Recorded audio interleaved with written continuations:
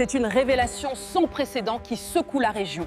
Pour ne rien manquer de cette affaire, abonnez-vous massivement à Afrique en direct. Il va être difficile de dire d'ores et déjà qu'est-ce qui se passe réellement parce que c'est Ousmane Sonko qu'on a entendu. On n'a pas entendu le président Bassirou Diomaye Faye et quand on va analyser ce genre de situation, il est important d'avoir les faits d'un bord et de l'autre bord. Dans ce qui se passe, on a vu un Ousmane Sonko qui est dans des instances de son parti, qui se plaint du président de la République.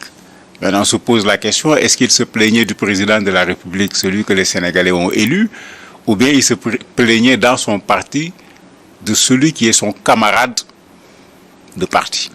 Parce que les deux choses ne sont pas les mêmes. À mon avis, se plaindre du président de la République dans son parti, il a le droit de le faire parce qu'ils sont dans le même parti, ils portent le même projet. Mais le rendre public, à mon avis, est une erreur. Puisque les partis ont des problèmes, les partis ont des instances dans lesquelles ils doivent régler leurs problèmes. Et l'autre erreur, c'est qu'en parlant, il a insisté qu'il est le responsable du parti.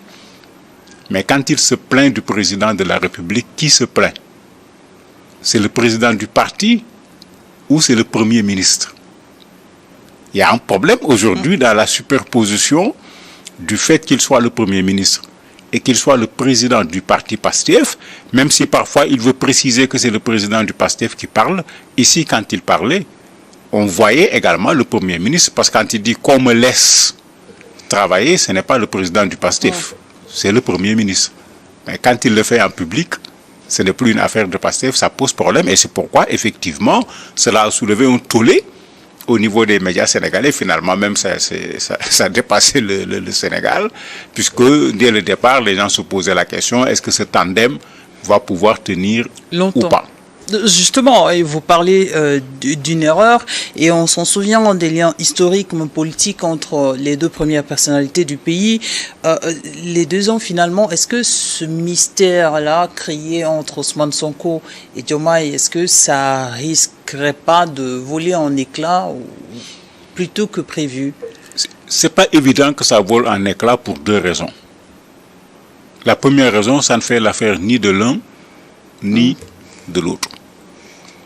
La deuxième raison, ça ne fait pas l'affaire du Sénégal. Parce que parfois, quand je regarde comment l'opposition sénégalaise a monté, parce que c'est eux qui ont donné une certaine ampleur à cette affaire, mais si le Premier ministre du Sénégal et le président du Sénégal ne s'entendent pas, c'est le Sénégal qui paye les pots cassés. Donc quand on est opposant, ce n'est pas parce qu'on est opposant qu'on doit souhaiter que le pays se porte mal. On n'a aucun intérêt au niveau du Sénégal à ce que ces deux ne s'entendent pas.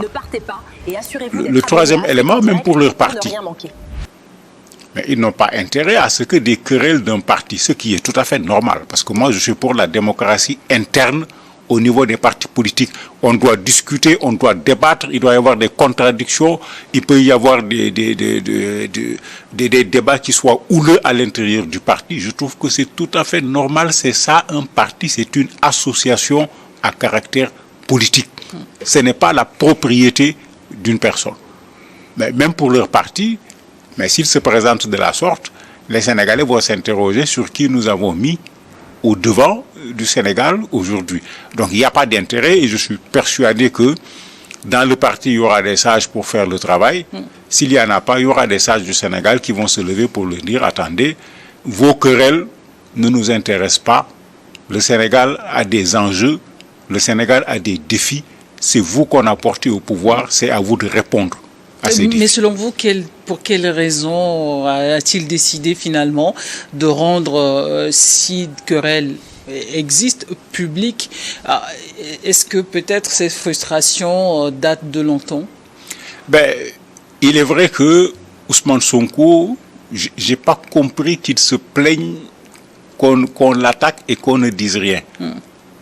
Parce qu'en fait, ce monsieur, depuis qu'il est rentré dans le terrain politique au Sénégal, il n'a subi que des attaques.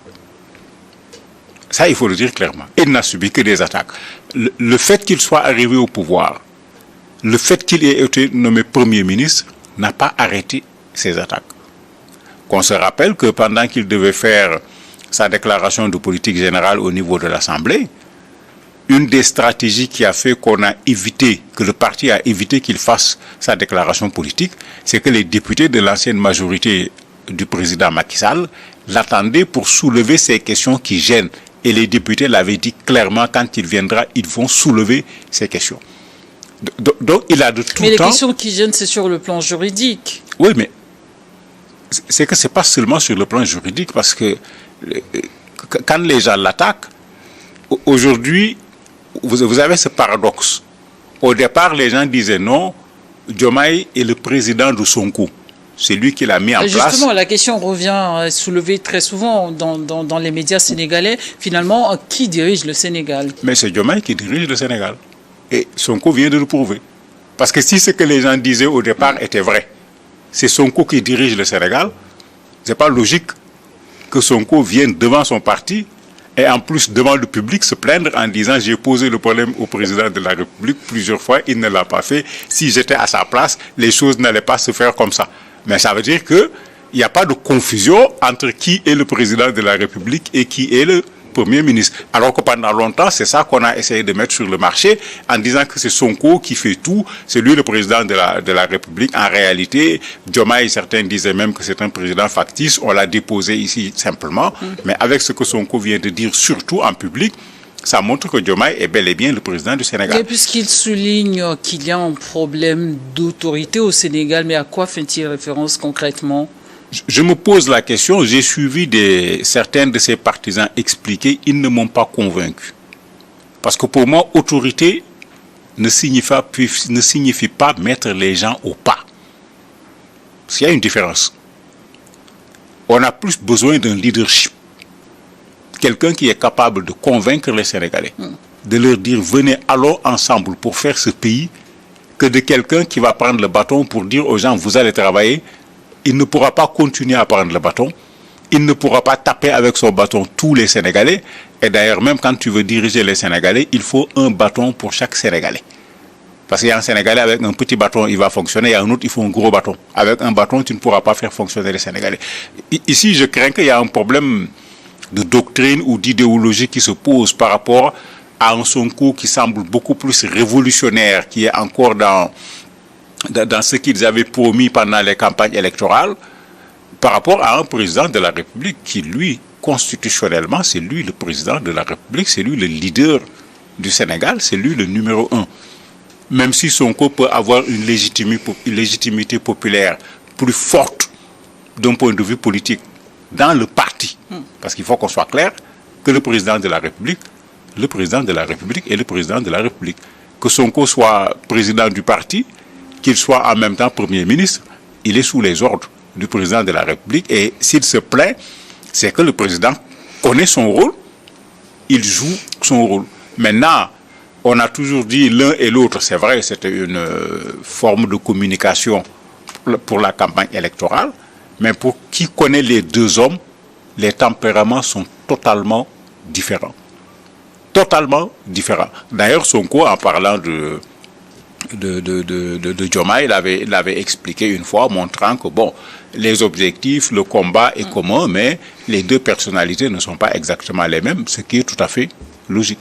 Ousmane Sonko, le Premier ministre du Sénégal, est donc, on va dire, accablé par des affaires d'ordre juridique. Demander au président de réagir, est-ce finalement ne pas l'amener à commettre les mêmes erreurs que ses prédécesseurs? Ben, si c'est cela qu'il entend par il n'y a pas d'autorité, si c'est cela qu'il entend par on m'attaque et le président indirectement ne dit rien, c'est plus qu'une erreur, parce que ce qu'il faut défendre au Sénégal, c'est une justice qui soit une justice indépendante. Il ne faut pas que le PASTEF oublie que c'est parce que la justice sénégalaise a pris ses responsabilités, en particulier le Conseil constitutionnel, en refusant de façon catégorique le report des élections de la part de Macky Sall, qu'on en est là où nous en sommes aujourd'hui. Donc, dame justice, il faut qu'on la respecte, que ce soit de l'opposition ou du pouvoir. Il ne faudrait pas que quand la justice me donne raison, j'ai dit elle est indépendante, Quand la justice ne me donne pas raison, je dis elle n'est pas indépendante, ça pose problème. N'oublions pas que Sonko dans l'opposition, la justice, à travers le juge Sabassi, avait pris ses responsabilités en exigeant qu'on le remette dans le fichier électoral. En considérant que le fait qu'on l'ait radié dans le fichier électoral ne tenait pas du tout. Il faut le remettre ça fait partie dans le des fichier promesses également de campagne de PASTEF faire une justice, garantir une justice indépendante au Sénégal. Oui, mais c'est que quand on veut attaquer la justice, il faut être clair. S'il y a un juge qui est corrompu, il faut attaquer le juge qui est corrompu. Il faudrait bien détenir les preuves de cette corruption pour que ça ne soit pas une diffusion de fausses nouvelles. Mais quand on attaque les juges de façon générale, quand on attaque la justice de façon générale, mais vous avez la justice qui répond. Et c'est le cas, puisqu'il y a eu une confusion au Sénégal à un certain moment. Il devait y avoir une rencontre entre le Premier ministre et le conseil le syndicat des magistrats, j'oublie le nom de leur organe. À un certain moment, on ne savait plus, non, c'est pas le Premier ministre qui a demandé, non, c'est les magistrats qui ont refusé. Ce qui veut dire qu'il y a eu une réponse du corps de la justice en termes de nous ne sommes pas d'accord avec la façon dont nous sommes traités. Mais personne n'a intérêt au Sénégal qu'on ait une justice instrumentalisée, qu'on laisse la justice faire son travail. Maintenant, s'il s'agit du rabat d'arrêt, où il n'a pas eu raison, mais je me dis qu'en tant que Premier ministre, ce qu'il devait faire, c'était de féliciter la justice sénégalaise, d'avoir dit le droit. J'ai jamais vu un spécialiste en droit dire que ce qui a été dit n'est pas ça. Tout le monde a dit qu'il ne fallait pas s'attendre à autre chose, c'était cela. Ça veut dire que s'ils avaient dit autre chose, c'est comme si l'exécutif est rentré dans la décision judiciaire. Ce n'est pas le rôle du président de la République. Et dans un de ses discours, il l'avait dit. Le président avait dit qu'il ne va pas donner des ordres à un magistrat ou quoi que ce soit. Si c'est ça qu'on reproche au président, attendez. Il est dans la bonne posture en ce moment. Ousmane Sonko a fait ses reproches publiquement, mais est-ce que les Sénégalais, eux, attendent à ce que le président Faye réagisse? Certainement, les gens ont envie au moins de l'entendre, pas sous forme de réaction. Parce qu'une réaction serait une façon d'alimenter une crise ou de faire naître la véritable crise, parce qu'il n'a pas encore réagi. Donc tout ce qu'on dit, on le dit sur la base des paroles d'une seule personne. Alors que s'il y a crise, il y a au moins deux belligérants qui sont concernés. Un des belligérants, personne ne l'a entendu jusqu'à présent, personne n'a parlé également en son nom. Pour moi, ce serait une erreur qu'ils réagissent dans le sens du Premier ministre. Puisque même s'ils sont dans le même parti, d'un point de vue administratif, ils occupent deux fonctions importantes dans le pays. Transférer la crise du parti, qui est tout à fait normal à mon avis, au niveau du sommet de l'État, c'est créer une crise institutionnelle, ce dont le Sénégal n'a pas besoin. Et ce que les Sénégalais connaissent très bien. On l'a vu entre Senghor et Mamadou Dia, ce n'est pas du nouveau. On l'a vu entre Wade et Niass, Moustapha Niass. On l'a vu également entre Wade et Idi. On l'a vu entre Wade et Macky, l'ancien président de la République. Il n'y a rien de nouveau au Sénégal. De façon générale, un Sénégalais a ce qu'on appelle une culture du refus.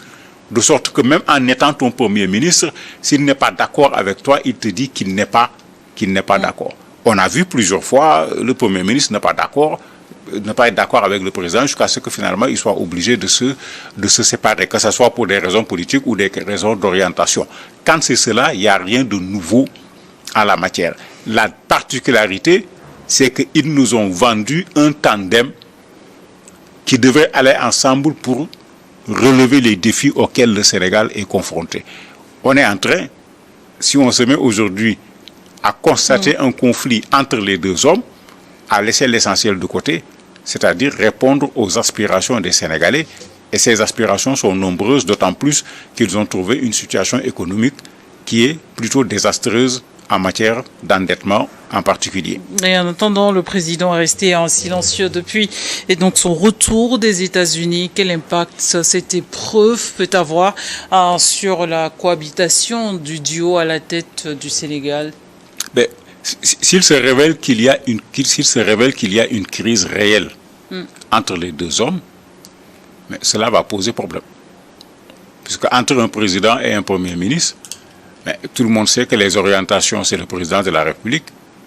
L'exécution. La déclaration du Premier ministre est en tout cas perçue tel un cri de détresse. Oui, en fait, certains l'interprètent comme ça. À mon avis, on pousse le bouchon trop loin pour le moment. Parce qu'il y a des éléments que les gens n'ont pas démontrés. Il y a beaucoup de discussions sur il y a des crises, etc. La crise est profonde, mais on n'a pas des éléments probants à part ce que le Premier ministre a dit.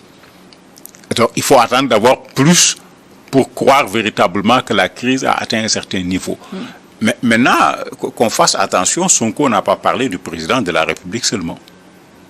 Il a parlé du parti, en disant que depuis que les gens sont arrivés au pouvoir, les gens sont en train de s'embourgeoiser. Sur le terrain politique, on ne les voit plus. Et les gens leur ont fait le reproche à l'époque, en leur disant, mais attendez, vous êtes en train d'abandonner le parti. Bon, Sonko est en train de proposer à la chinoise une sorte de parti-État. Tous les gens de PASTEF ne sont pas d'accord avec cette doctrine. Parce que je connais des gens à PASTEF qui ne sont pas du tout d'accord avec cette doctrine.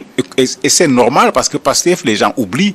Il y a eu PASTEF 1, le parti que les Diomaye, Sonko et autres ont créé. Il y a eu le PASTEF 2, qui est toujours PASTEF au niveau de l'acronyme, mais qui a intégré un certain nombre de personnalités de la société civile, des partis, des mouvements, etc. Mais ces gens qui se sont mis ensemble, quand tu les regardes dans l'échiquier politique sénégalais, c'est des gens qui sont venus de doctrines différentes, des gens qui n'ont jamais fait la politique, des gens qui ont été des libéraux, des gens qui ont été des marxistes, etc. Donc tu n'as pas un parti où tout le monde pense de la même manière. Donc il est normal qu'il y ait des problèmes dans la conduite du gouvernement parce que, qu'on le rappelle, ils ont fait campagne combien de jours? Mais un parti doit avoir eu le temps de mettre en place sa stratégie gouvernementale avant d'arriver au niveau du pouvoir. Ils n'ont pas eu ce temps et tous ces éléments sont en train de les rattraper dans des contradictions qui, pour moi, ne sont pas en soi des problèmes si on gère les contradictions là où on doit les gérer.